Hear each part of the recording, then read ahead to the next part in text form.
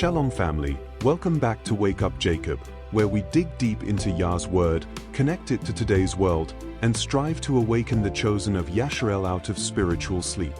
Today's topic is the laws of Babylon versus the laws of God. Now, let me be clear, this is not a message of judgment, it's a call to remembrance. A reminder that the Most High gave us instructions to protect and guide us.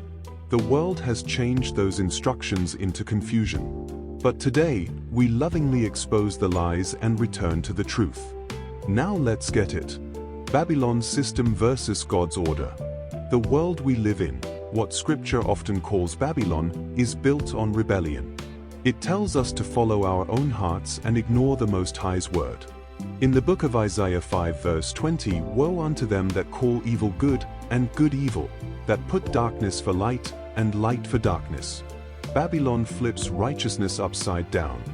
What Yah says is wrong, the world calls right.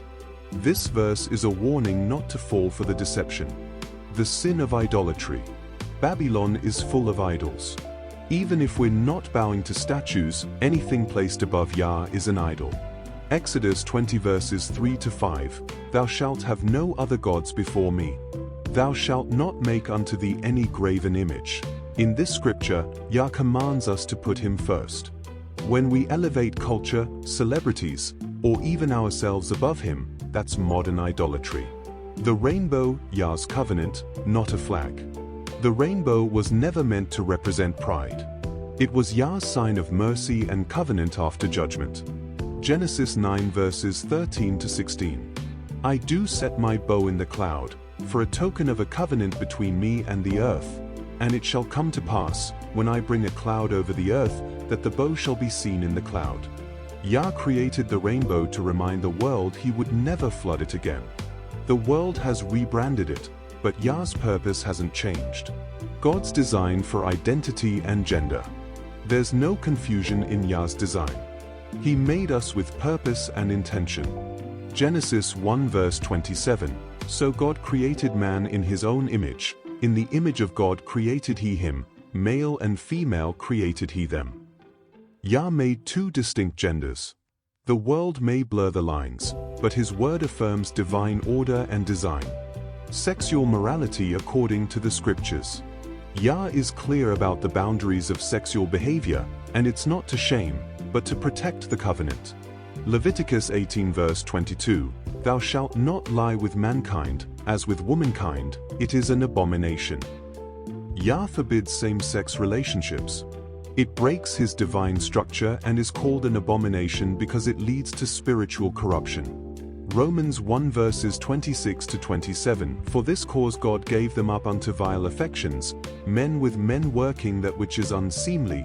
When mankind rejects Yah, he allows them to fall into deeper confusion. This passage confirms the unnatural nature of such relations. Babylon isn't just a place, it's a spiritual system. A system built to keep Yah's chosen in confusion, disobedience, and spiritual sleep. From the laws to the media, everything is designed to make sure you forget who you are. Psalm 83 verses 3-4, They have taken crafty counsel against thy people. Come, and let us cut them off from being a nation, that the name of Israel may be no more in remembrance. The enemy formed secret plans to erase the identity of Yah's people. Babylon creates laws, education systems, and social norms that hide the truth of who we are. Why Babylon uses idolatry and sin to blind the chosen? Idolatry is a weapon.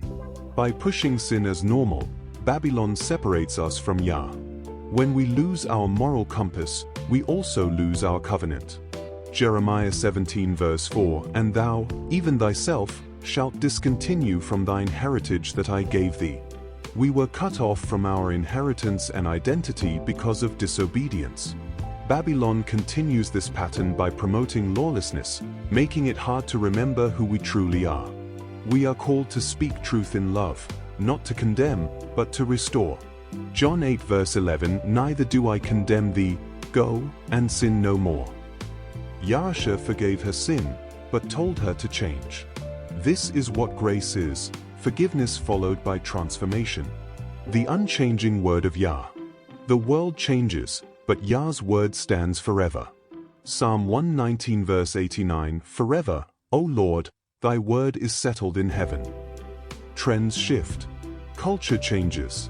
But Yah's instructions are eternal. His truth doesn't expire.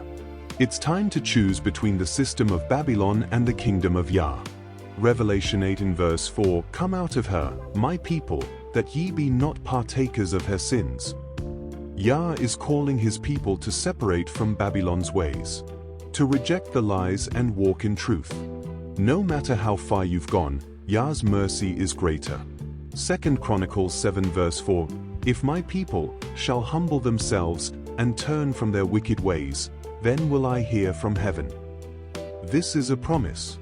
If we turn back to him, he will heal us, individually and as a nation. We're not waiting on politicians. We're not waiting on laws. The healing starts when the chosen return to Yah.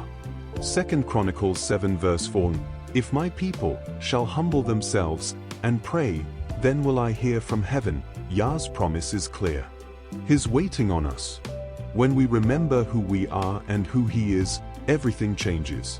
So, family, let's return to the covenant. Let's return to the path Yah laid out for us. Let's leave Babylon behind. Wake up, Jacob.